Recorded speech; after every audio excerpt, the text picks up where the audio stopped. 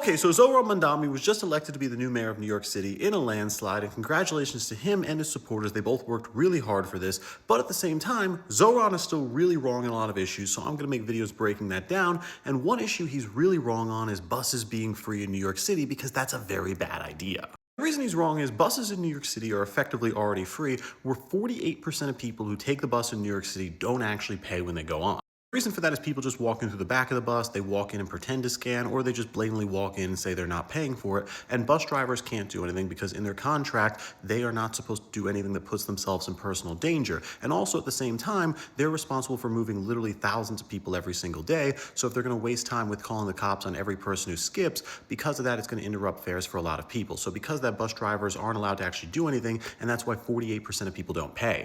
One of the things Zohran seems to be forgetting is 330,000 people who go on New York City buses aren't required to pay the full amount or even pay at all. If you make under $40,000 a year in the city, you can get a free MTA card, which gives you enough passes to go to work and get groceries, and also some leisure trips as well, where you don't have to pay anything or you get a 50% discount. And it costs the city about $98 million a year to do that program, but it is good for 330,000 people. And there's actually about 200 to 300,000 more people who could apply for it and don't even know they're applicable.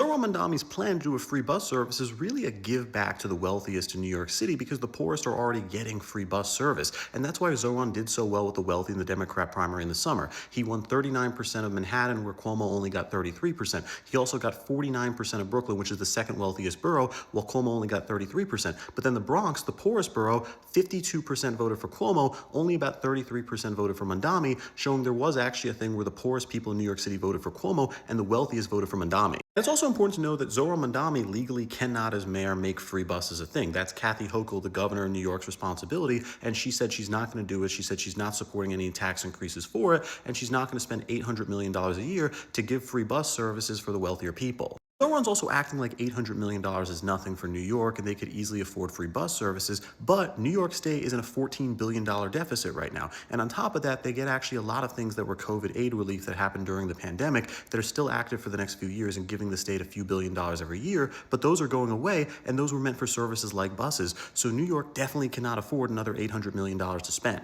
The reason Zohran was so obsessed with this idea was when he was in the New York State Assembly, he helped pass this plan to give 5 free bus services in New York City, and he said it was this huge success because it increased bus attendance by 35%. But it only lasted a year and actually got shut down because it cost the state $19 million a year, and at the same time there were a lot of people going on who were previously just walking, and at the same time there were more homeless people loitering and more people breaking stuff, so the bus drivers union complained as well.